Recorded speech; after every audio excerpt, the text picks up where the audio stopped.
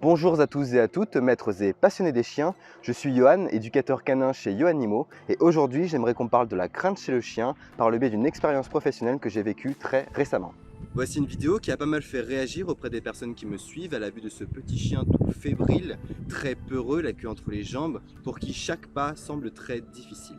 C'est pour ça que je le fais.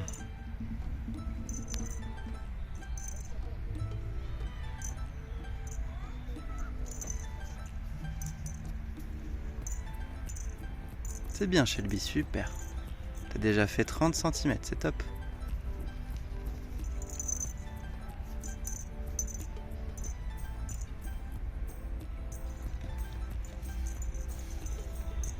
Alors ce petit chien c'est Shelby, un jeune coton de Tuléar qui comme vous le voyez est craintif, qui avait au moment de la vidéo 5 mois.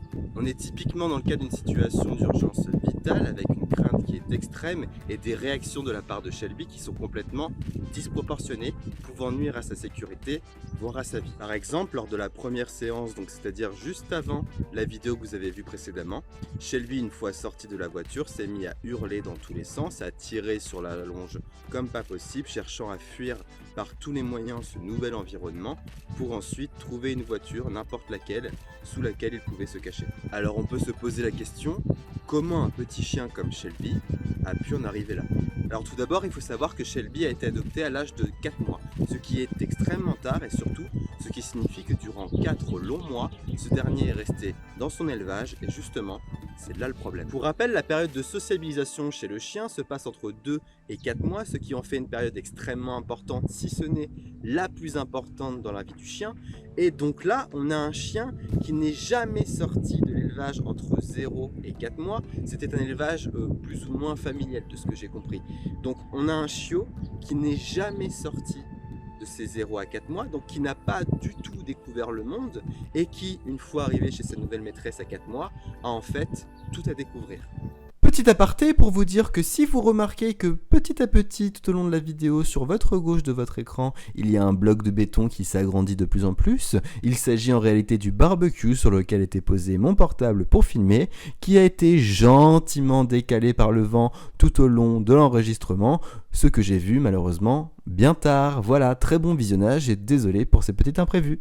Comme j'aime le rappeler souvent à mes clients, l'éducation d'un chien, ce n'est pas inné. Et donc la maîtresse de Shelby ne pouvait pas savoir les répercussions que pouvaient avoir 4 longs mois de vie au sein d'un même élevage.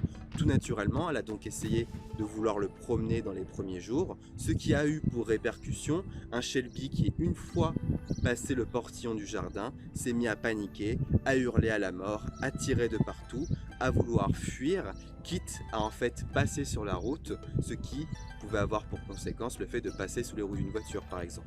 Au final, on avait une maîtresse qui était complètement désemparée, complètement dépassée par la situation, complètement désespérée aussi, car au final elle ne pouvait pas sortir de chez elle car ne voulant pas laisser Shelby seule, elle ne pouvait pas promener son chien, donc elle ne pouvait pas vivre pleinement la vie de maîtresse qu'elle s'était imaginé vivre avec lui, donc du coup elle est restée cloîtrée chez elle durant des semaines avant de faire appel à un professionnel car la situation n'était juste plus possible et plus vivable. Pour ne pas arranger la situation, on a également un Shelby qui fuit le contact avec la main humaine, ce qui peut se traduire par un mal-être déjà présent depuis l'élevage, par exemple chez la mère, qui a pu vivre des expériences très négatives avec l'homme ou du moins au contact physique avec l'homme, ce qui déjà donne quelques pistes vis-à-vis de l'élevage dans lequel Shelby a pu grandir. Donc moi j'arrive pour le bilan comportemental, je me retrouve face à un chien qui en fait n'est jamais sorti, qui grogne et qui fuit tout nouveau stimuli, que ce soit des bruits ou des inconnus. On a un chien qui n'a pas confiance en lui, pas confiance en l'extérieur, ni confiance dans l'homme, sauf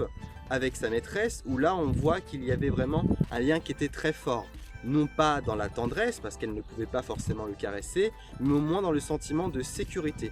On voit vraiment un chien qui regarde toujours sa maîtresse, et ça, c'était vraiment une première piste très intéressante qu'on a exploitée par la suite. En plus de cela, des professionnels de santé sont venus dire à la maîtresse de Shelby que ce dernier était un cas complètement désespéré et qu'on ne pouvait plus rien pour lui.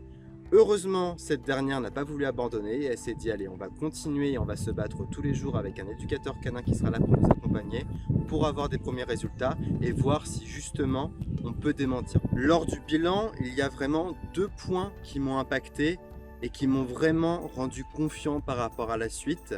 Ces 2 points, c'est qu'au final, on avait un chien qui, même s'il était craintif, au final, on avait vraiment un Shelby qui était ultra curieux.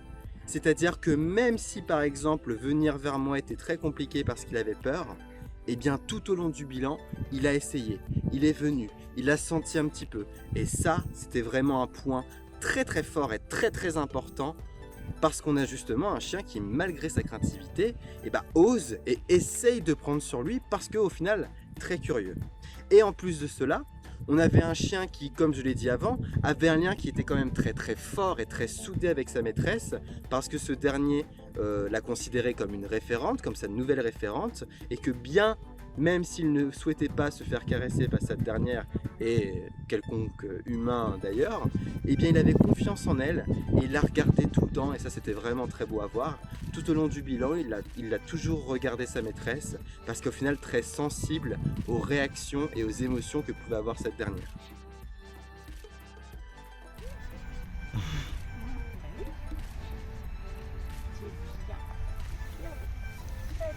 Super ça, Shelby. C'est très bien de le caresser, super. Mais il a besoin là. Ouais.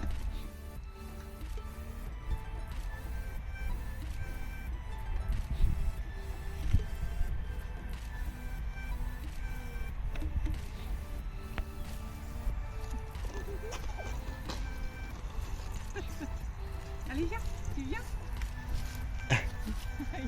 Il va plus jouer avec le petit garçon. Ouais. C'est bien Shelby, c'est super ça. Très bien. Du coup, ça peut aller.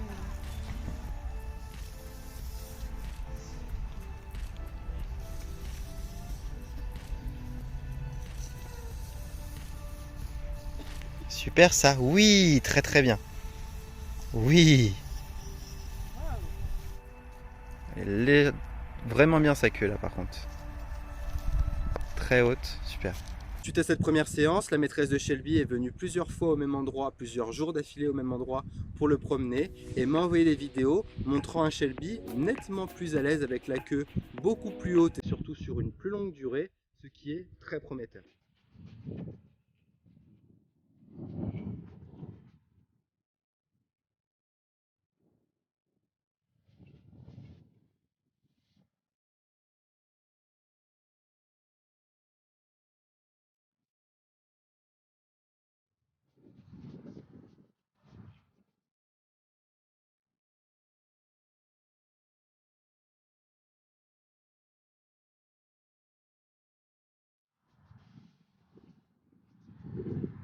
Là, je me suis dit, ok, c'est vraiment hyper cool, c'est vraiment des résultats qui sont très rapides. Donc, j'ai préféré revenir sur des séances à domicile sur la 2e et 3e séance où on a fait des petits exercices de sociabilisation et d'activité intellectuelle que Shelby, au final, a passé haut la main.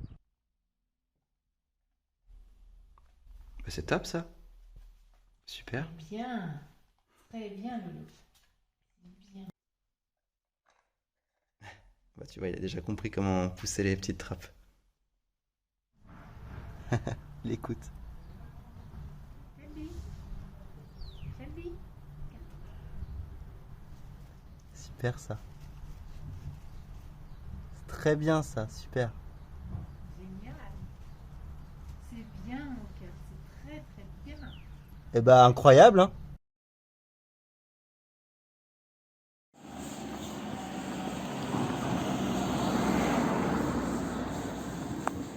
Mute.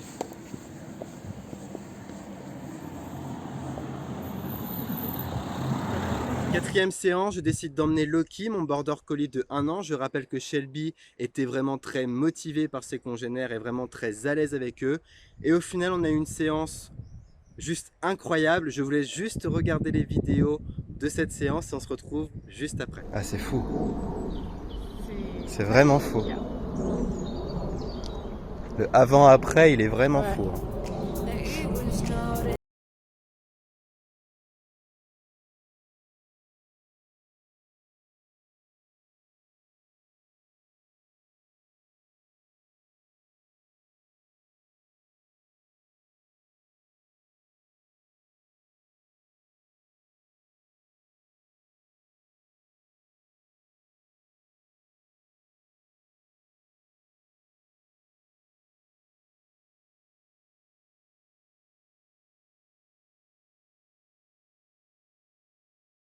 ça.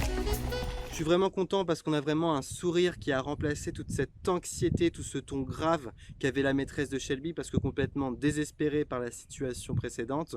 Donc maintenant de la savoir complètement heureuse et épanouie avec son chien et de la savoir sortir tous les jours avec lui dans différents endroits, que ce soit en campagne, que ce soit en ville, c'est vraiment hyper satisfaisant et ça montre vraiment que là la mission elle est vraiment réussite et qu'au final on a réussi à montrer que les professionnels de santé qui avaient dit que Shelby était un cas désespéré et au final s'étaient trompés et ça c'est la plus belle des choses pour moi. Voilà, j'espère que ce format vous aura plu. Je commence tout juste dans les vidéos, le montage, etc.